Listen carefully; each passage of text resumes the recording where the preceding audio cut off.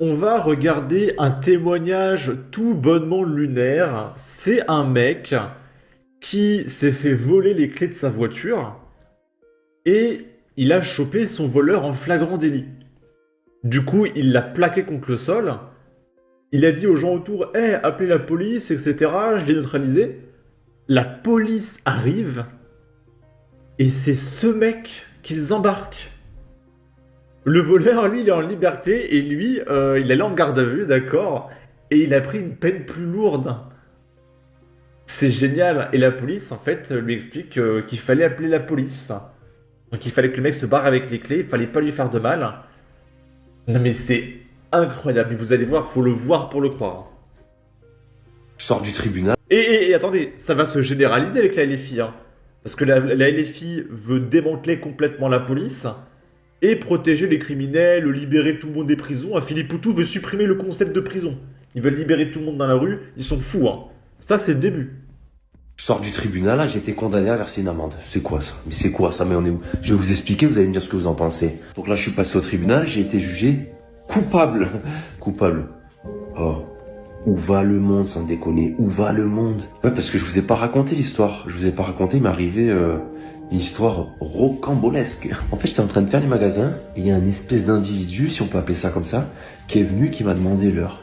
D'accord? Je lui ai donné. Ensuite, il m'a dit, est-ce que tu aurais un briquet?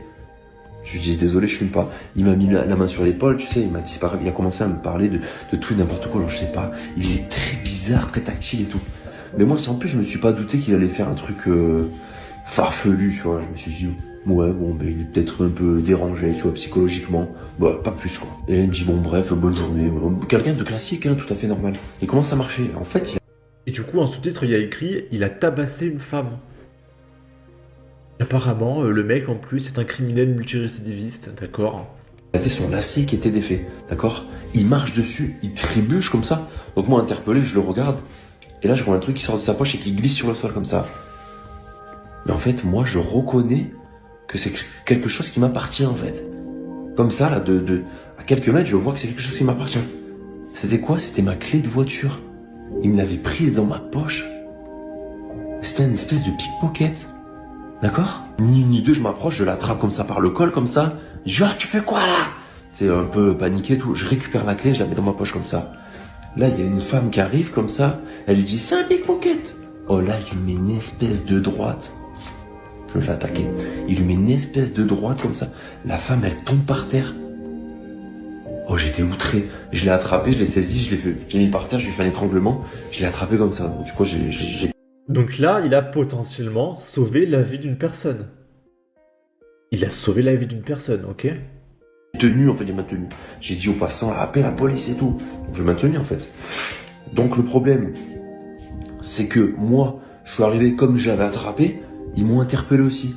J'ai été placé en garde à vue, sous audition, etc., tu vois. Donc, j'explique aux gendarmes que ce qui s'est passé, machin, voilà, il est venu, il m'a dit bonjour, maintenant on dit du feu, de l'ordre, machin, un truc. Il m'a volé ma clé de voiture. J'explique.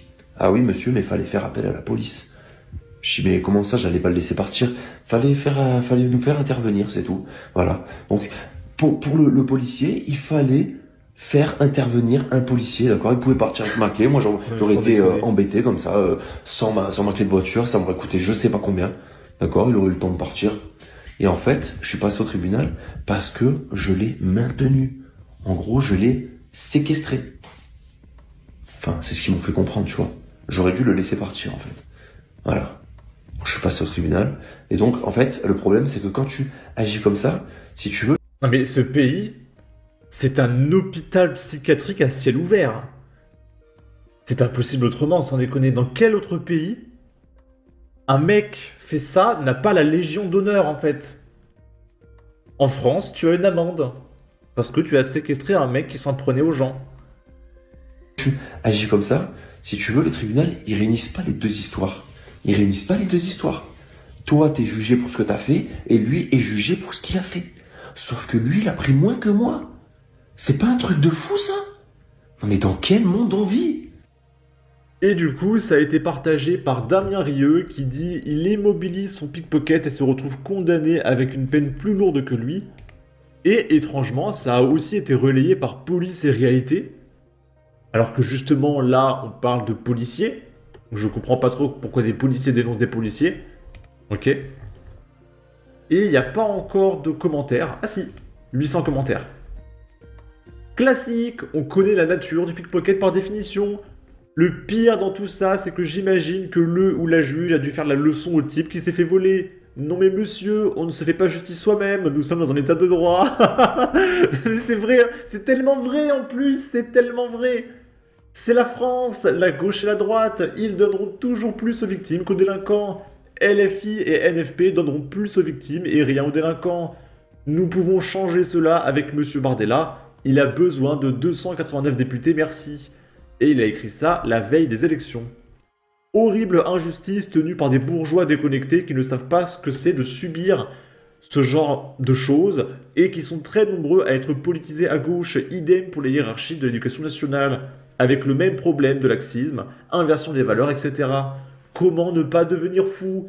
Il y a un gros ménage à faire dans cette justice de merde ultra corrompue. Tout est bien ficelé pour organiser le chaos dans le pays. La justice communiste. Pays de tarés, force à ce brave français. Et du coup, cette affaire m'a fait beaucoup penser à une autre affaire qui est passée sur le plateau des grandes gueules. Du coup, je vais mettre un filtre anti-droit d'auteur. De toute façon, c'est plutôt audio que visuel. Donc, ils vont appeler un mec qui va raconter son témoignage aussi. C'était il y a quelques années. Et ça reste encore aujourd'hui lunaire. Le mec était passé sur Touche pas à mon poste, etc. Donc le mec s'est fait cambrioler chez lui. Chez lui. Il a neutralisé le cambrioleur chez lui. Il a appelé la police. Et la police a embarqué le propriétaire. D'accord? J'ai vécu une tentative de cambriolage. Ouais, à mon domicile, ils sont rentrés à 3. Ah oui. Donc on était dans la maison, donc moi, ma femme et mes 2 enfants. J'ai réussi à en maîtriser un, les 2 autres sont partis. Après, bon, j'ai fait des sports de combat, mais j'ai pas tapé parce que j'ai pas le droit. Mais je l'ai maintenu donc à mon domicile, j'ai appelé la police. Donc les policiers sont arrivés, ils l'ont embarqué, mais ils m'ont embarqué aussi pour séquestration. Non. Oui. Donc voilà. Donc après, bon, les policiers ont témoigné au procès pour avoir des circonstances atténuantes et tout, mais moi j'ai été inquiété pour séquestration et du coup, lui a pris, je crois, 6 mois de sursis pour tentative de cambriolage et moi je me suis retrouvé avec 2 ans de sursis, 2 ans de mise à l'épreuve et obligation de swing. Donc le mec, il a pris 2 ans, le cambrioleur a pris seulement 6 mois, et en plus il a eu une obligation de soins. Le mec a eu une obligation de soins, quoi. Parce que c'est un fou, d'accord? Parce qu'il a neutralisé son cambrioleur. Non mais sans déconner, quoi. Et en plus quand il le raconte avec son accent du sud, une obligation de swing. Mais on est vraiment dans un pays de malades. Et là, les policiers, pourtant, ils ont témoigné, ils ont essayé de dire que le mec, il s'est défendu, etc. Mais n'importe quoi. Vraiment, le clou du spectacle, c'est l'obligation de soins. Tu sais, pour un gauchiste, faut être fou pour se défendre, tu vois. C'est un truc de fou. Mais c'est dingue. C'est complètement dingue. Vraiment, mais ce pays, je sais pas, faut faire un massage cardiaque, là, on est en train de le perdre, là. Il respire plus. Non mais sans déconner, quoi. La France de Macron a abusé. Il y a des limites à dépasser et d'autres qui ont littéralement explosé. Incroyable cette justice. J'ai vécu le même cambriolage et j'ai appelé la police qui m'a dit de fermer justement la porte à clé pour que la personne ne sorte pas de chez moi. Quoi? Il faut garder le cambrioleur chez soi mais il faut pas le neutraliser, d'accord? Non mais ils sont fous. Ils sont juste fous. La justice française, c'est vraiment une parodie. Il veut sauver son image comme ça, tu n'as pas le droit. C'est comme si tu disais j'ai le permis mais je conduis pas. Les juges de gauche. Non mais sans déconner, quoi. C'est incroyable. Je vais garder l'extrait de côté parce que je pense que je vais le montrer toute ma vie. Parce que c'est juste la news la plus lunaire que j'ai vue sur cette chaîne. En tout cas, n'hésitez pas à donner votre avis, votre opinion, à partager, liker, commenter. Ça aidera au référencement de la vidéo sur YouTube. Abonnez-vous, suivez-moi sur Twitter. Prenez soin de vous. Salut!